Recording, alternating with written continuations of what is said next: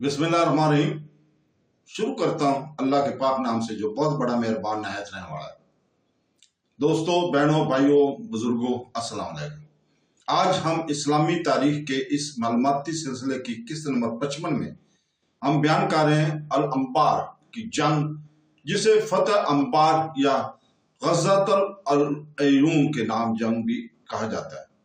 एक अहम फौजी मसरूफियात थी जो इस्लामी अफवाज के दरमियान 3 ईस्वी में पेश आई, जिसकी क़यादत हजरत खालिद बिन वलीद और ससानी सुल्तनत ने की। यह तसादम मौजूदा इराक के कदीम शहर बाबर से तकरीबन 80 मील मगरब में वाक़ अल अंबार शहर में हुआ। अलियास की जंग में मुसलमानों के फैसला कुन फतह के बाद हजरत खालिद बिन वलीद ने सासानियों के ज़ेर तसल्लुत एक किला बंद शहर अंबार पर अपनी नगाहें जमाई। शहर का दफा मजबूत था, जिसकी खसूसियत मजबूत दीवारें और एक खाई थी, जिससे बराह रास्त हमला मुश्किल था। सामने वाले हमले की मिसाल को तस्लीम करते हुए हजरत खालिद बिन वलीद ने शहर को हथियार डालने पर मजबूर करने के लिए एक मुआसरा किया। इस मुआसरे के दौरान खालिद की तरफ से इस्तेमाल होने वाला एक मखसूस हरबा तीर अंदाजों के एक बड़े दस्ते की तैनाती थी।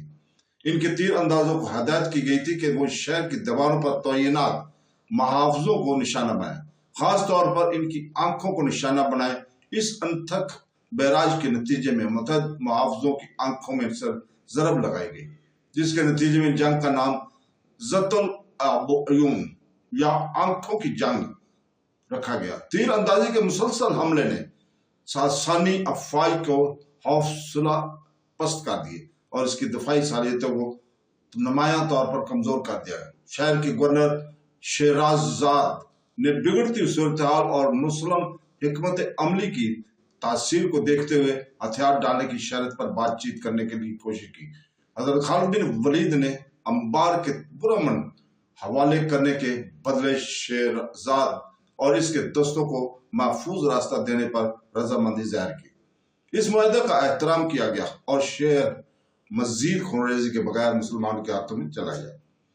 ज़वाल अंबार के कई अहम मज़मरात थे। तरोज़ोबराती तौर पर इसने मुस्लिम अफवाज के खित्ते में एक अहम कदम जमाने के साथ साथ सासानी इलाकों में के बाद मुहम्मद में सहूलत फराहम की। फतह ने हजरत खालिद बिन वलीद की फौजी जहानत को भी जाहिर किया, खास तौर पर मैदान जंग के हालात के मुताबिक हिकमत अमली को अपनाने की सालियत मजीद बढ़ा।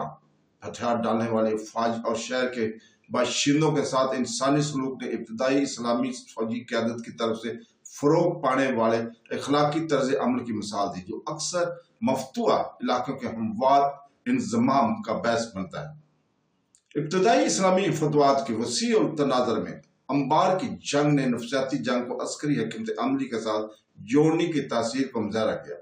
तीर अंदाजों के टारगेट इस्तेमाल ने सिर्फ जिस्मानी नुकसान पहुंचाया, बल्कि दुश्मन को धमकाने और हौसला पस्त करने के काम भी किया, जिसके नतीजे में हथियार डालने में तेजी आई और दोनों तरफ से हलाकतें कम हुई।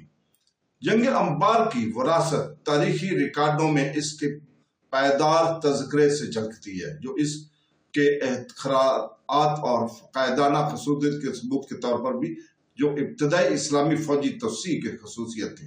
अंबार के कामयाब मुआसरे और उसके बाद के कंट्रोल ने सासानी सुल्तनत के मरकज में मजीद पेशकदमी की राह में हवार की, जिसने इस दौर में इस्लामी रियासत की तेजी से तवसी में हिस्सा लिया।